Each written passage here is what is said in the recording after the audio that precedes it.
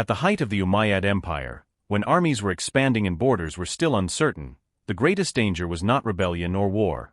It was the unknown. Beyond the cities, beyond the roads, beyond the reach of administration, there were lands no governor fully understood.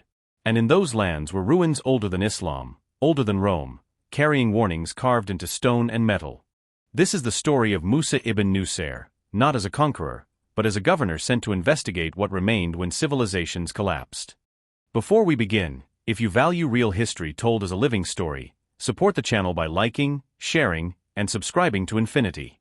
Now, let us begin the journey. In the early 8th century, Musa ibn Nusayr served as the Umayyad governor of Africa, overseeing a vast territory stretching across North Africa.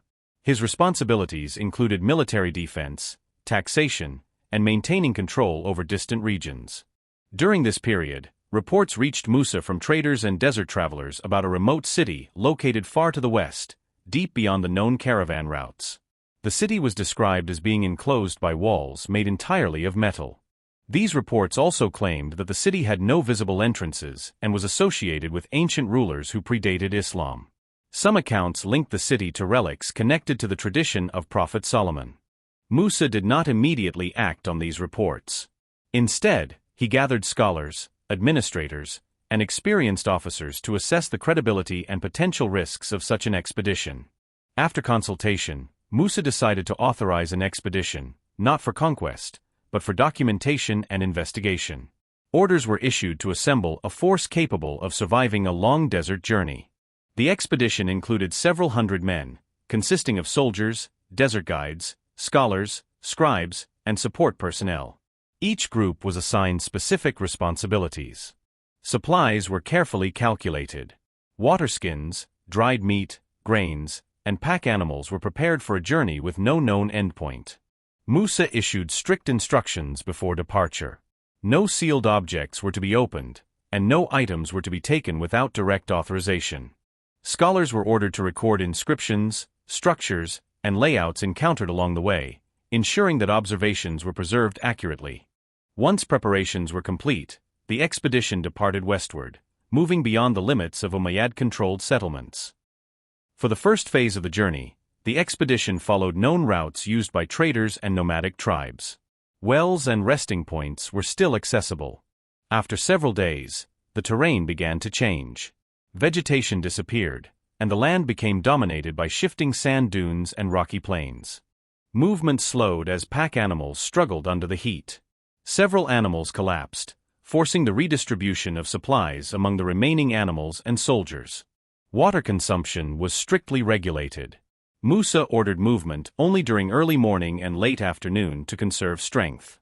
Scouts were sent ahead daily to search for signs of water or landmarks. Many returned with no findings.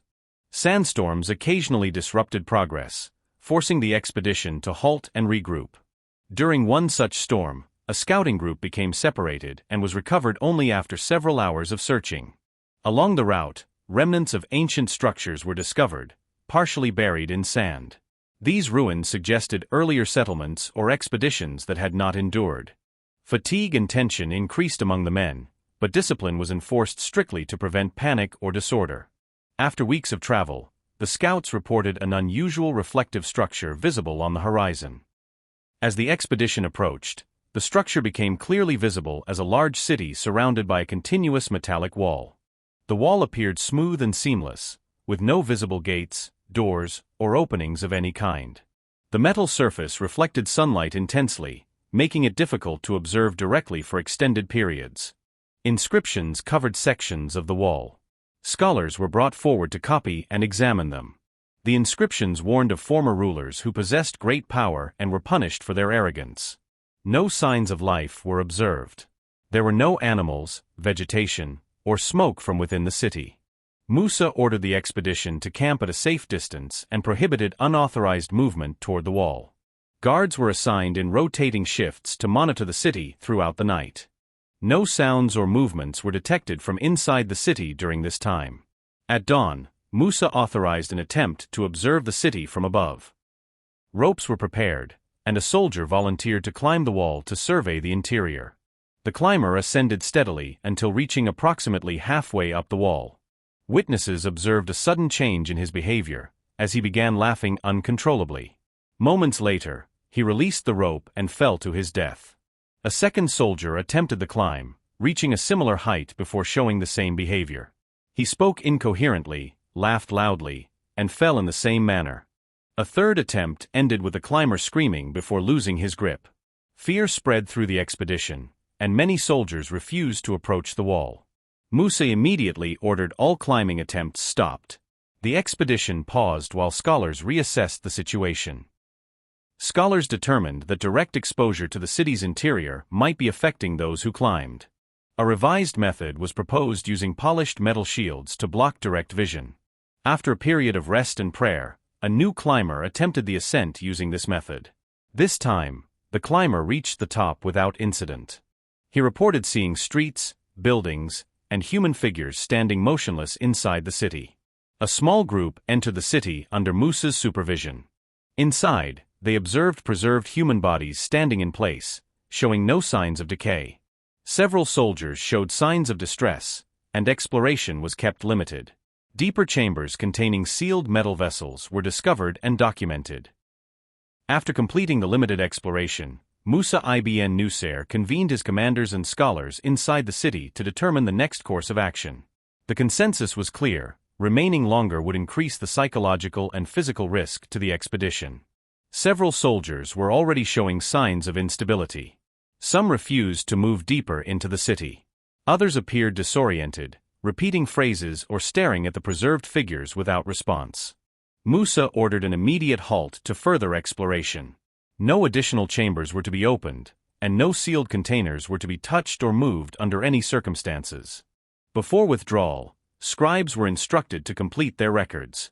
They documented the layout of the city, the inscriptions found on walls and chambers, and the location of the sealed vessels. The expedition exited the city in controlled groups, maintaining formation to prevent panic or separation. Guards were placed at the rear to ensure no one lingered behind. Once outside the walls, Musa ordered the camp relocated farther from the city. Fires were lit, and the men were instructed to rest under supervision. During the night, several men experienced severe distress.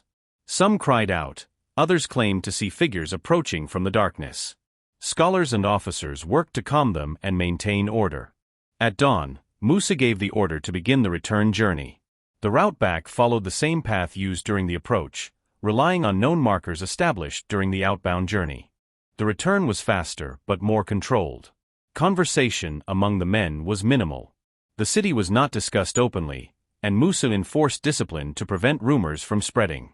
When the expedition finally reached settled lands, Musa prepared a formal report for the Umayyad authorities. The details were recorded, but the exact location of the city was withheld, ensuring that the site would not become the target of reckless expeditions. The expedition ordered by Musa ibn Nusayr did not result in conquest, settlement, or treasure. Its significance lies in its documentation, an account preserved in medieval Islamic sources that describes a journey beyond the limits of known geography and into the remains of a vanished civilization. Whether viewed as a historical record, a cautionary account, or a reflection of how earlier societies understood power and collapse, the story of the city of brass endured because it was written down, not because it was resolved. The men who entered the city returned changed. The city itself remained sealed, unmapped, and untouched. And with time, the expedition passed from official record into literature, where it survived as a reminder that not every journey was meant to expand empires, some were meant to mark boundaries. If you value serious historical narratives, documented expeditions, and the stories preserved at the edges of history, support Infinity by liking this video, sharing it, and subscribing to the channel. More journeys like this await.